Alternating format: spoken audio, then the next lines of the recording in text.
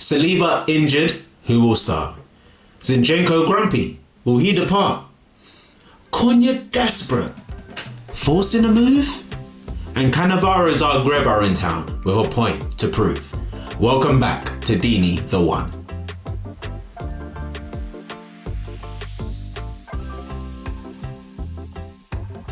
Yes, people there, respect, blessings, and welcome back to the channel every time. My apologies for my absence. Life as a football coach is very busy, but big up to the Deptford Lionesses every time. You made me very, very proud this weekend. Now, if this is your first time here or you're coming back to the channel, make sure you hit that like button, subscribe to the channel, and leave a comment below on what you thought of this video. We have a couple of things to get through, so we're going to get into them. But first, we're going to start with William Saliba.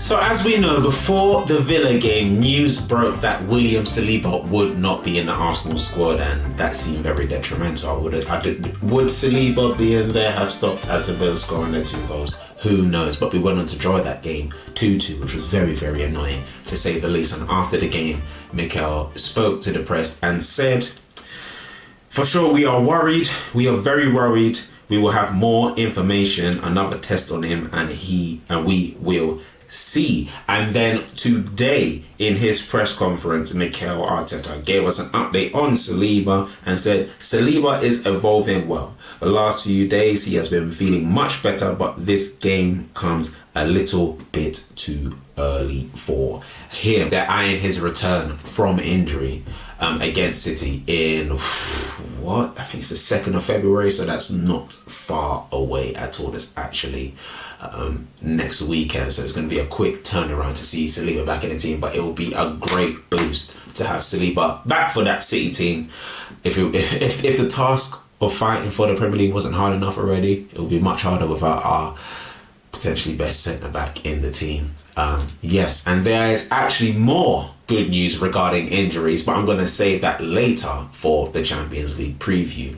So speaking on defenders, Zinchenko has been looking for a move away from Arsenal, and the report here says if Renato Vega's deal with Borussia Dortmund falls through, the German's alternative is Alexander Zinchenko.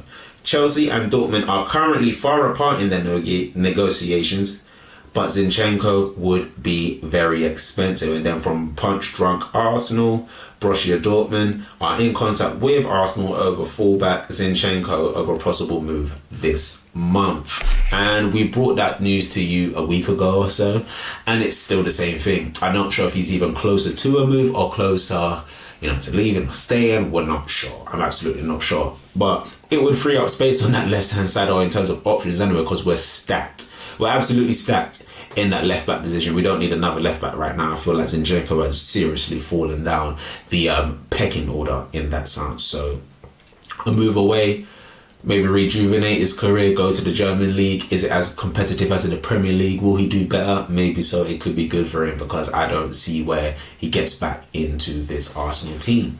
Now, Matthias Cunha of Wolves. Now, we know we need a forward at Arsenal. We know we've been needing that since last year, January. Anyway, we're not going to get into that now. His situation is very interesting, to say the least, only because yesterday, after they faced Chelsea and lost 3-1, his manager had some very choice words for him, and he says he's a captain.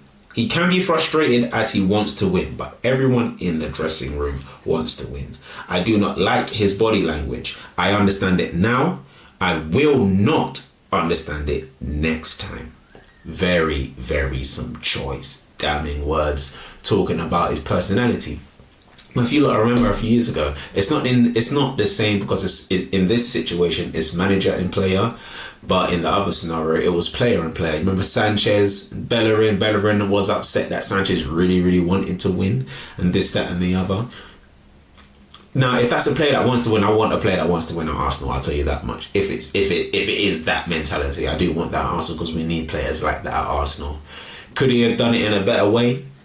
Can he act in a better way, more professionally? Absolutely. Everyone can be a bit more professional and hold themselves better, but we don't know what's going on behind closed doors. Now, more reports are coming out today saying Matheus Cunha has given the green light over a move to Arsenal. But it's the fee that is the problem. How much are Wolves going to sell Cunha for? And we know that they probably want a lot of money because the Wolves are going to be fighting relegation. So they're going to want all their best eggs still in their basket to help them out of that.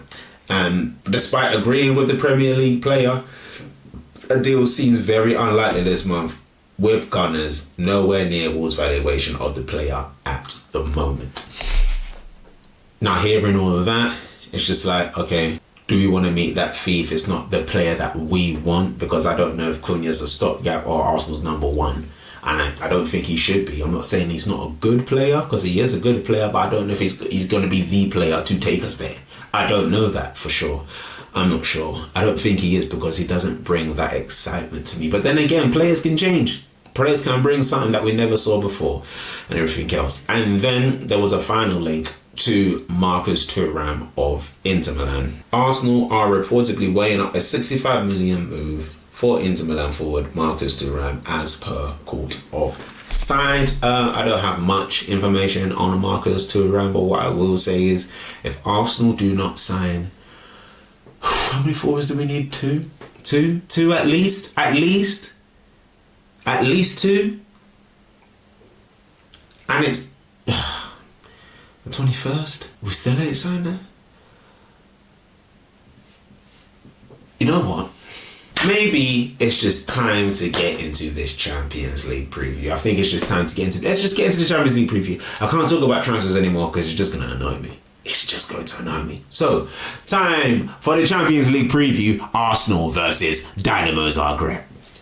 Arsenal versus Dinamo Zagreb in the UEFA Champions League. Champions League football, it is back, and it's a good time to take some break from Premier League football because it is just not going well right now. But we're doing not too badly in the Champions League. We're in the top 8.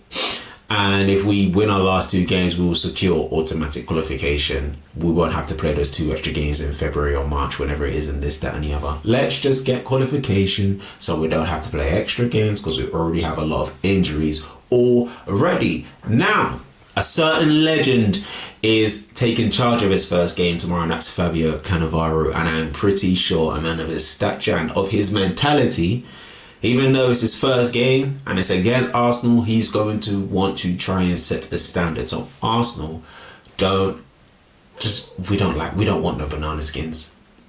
We don't want anything silly to come up and happen. And the reason why I say that, here is a stat that I want to bring up. Bearing in mind also as well that Zagreb haven't played a game in almost a month. They've had a league break for about a month, since December. So they haven't played football in a bit. They've had some friendlies recently. They drew 1-1 and they won 3-1, I believe. So, I mean, they've been getting back up to scratch, but come on. They're 24th in the Champions League table. We're 3rd. But obviously football is not played on paper. Football is not played on paper at all. But as I was saying, the stats I'm going to read you out for tomorrow's game are that since the start of last season, no side has won more UEFA Champions League matches than Arsenal, winning 7, drawing 1, and their 21 goals were bettered by only 3 teams. In this time frame, the Gunners have kept the most home clean sheets of any side. Still didn't win it. So there's that. But then there's this stat. It's one of those stats where it's just like, oh, if you come true, I'm going to be very, very, very annoyed. But it's this stat. No Croatian team has ever won away from home against an English side in the European or UEFA Champions League, drawing 1, losing 3, with all 4 of those previous attempts being by Dinamo Zagreb. Now, we faced them 3 times. We lost against them once. Yes, but anyhow we lose this game, I am not going to be impressed. Even though we're not free flowing and this, that, and the other, it should be a calm, simple night at the office. Pick them off and get the job done. Now, there are a couple of things around this game that I do want to say. We're going to be welcoming back Eduardo to the stadium tomorrow, which I think will be very, very fun for him. A favourite of mine, and it is very sad when he had his horrific injury against Birmingham City all those years ago. One of the worst injuries I've seen.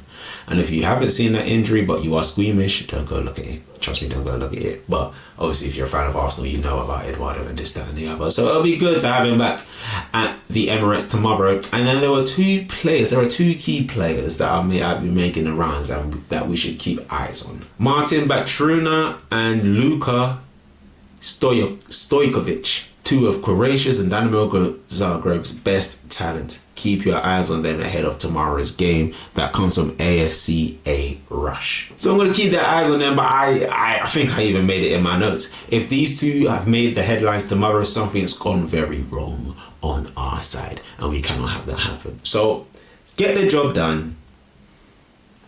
Come back to the Emirates with 3 points on that Champions League board, and then we can look ahead to the weekend against Wolves. Was actually looking like a good game. Will Cunha be there? We'll get into that in the preview. I think we're all good. That is the preview.